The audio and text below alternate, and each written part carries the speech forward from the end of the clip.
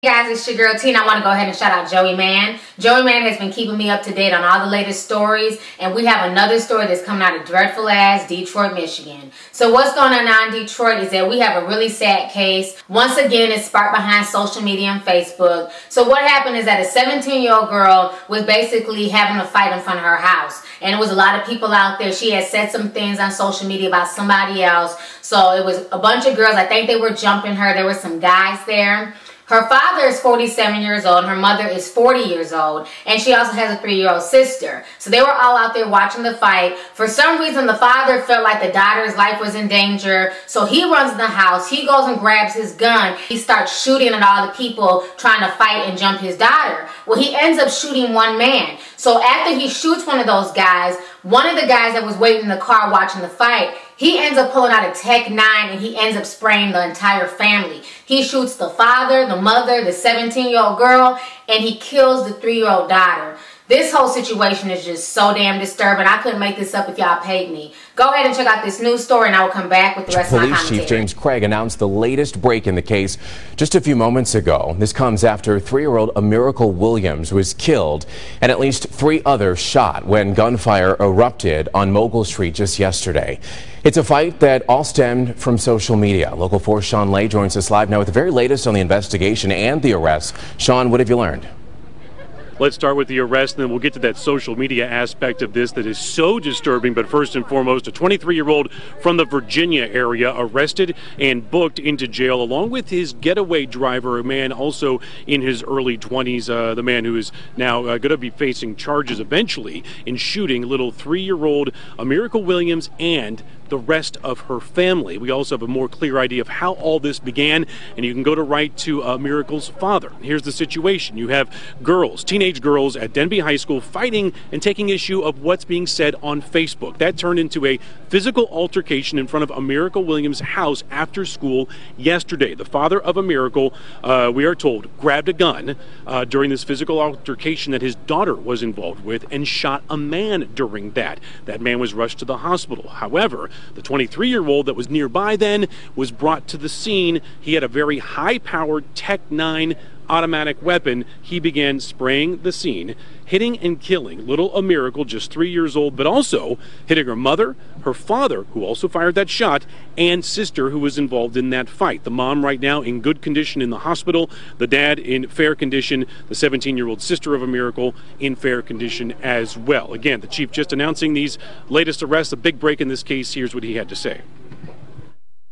The suspect who we have in custody, the shooter, removed the machine gun and began to fire repeatedly, striking, as I pointed out, 5 victims, including the fatal shooting of the 3-year-old. Absolutely tragic here, where this 3-year-old is shot, plus the rest of her family. But it all started with a physical altercation based from Facebook in front of Amiracle's house.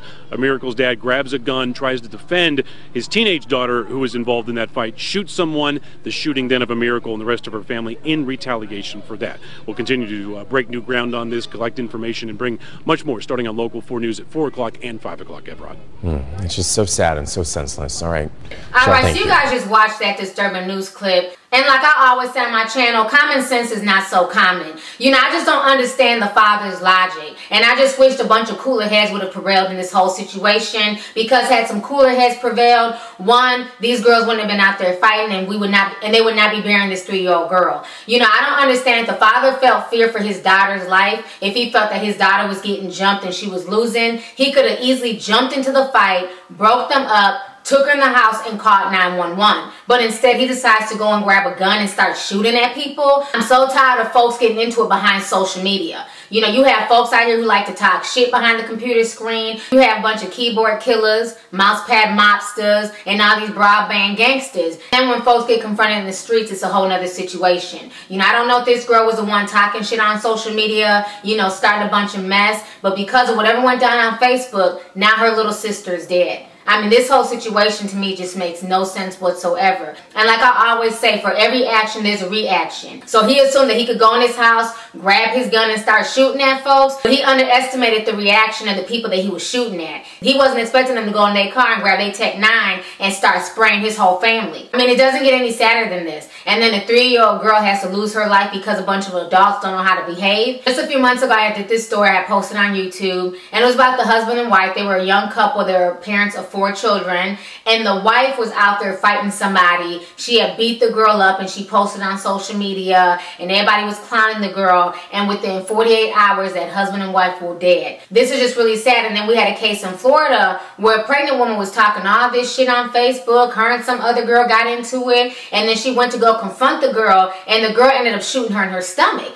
It's like, can we just chill out with the social media beefing? It's not worth it. It's not worth your life. It's not worth your family members' lives. If you're not willing to say something to somebody's face, don't write it on social media. If you're not bold enough to talk shit to somebody straight to their face, then don't hide behind your laptop and talk shit. You know, it's just really, really sad that a bunch of social media mess is not spilling onto the streets and people are losing their lives behind social media. We need to start using common sense and start being more respectful towards each other, because this whole situation could have been prevented. It is very sad that this little girl lost her life behind a bunch of rantings and ravings on Facebook. Anyways, go ahead and leave a comment. Let me know your thoughts on this entire dreadful ass situation. That's once again coming from dreadful ass Detroit, Michigan. Alright, deuces.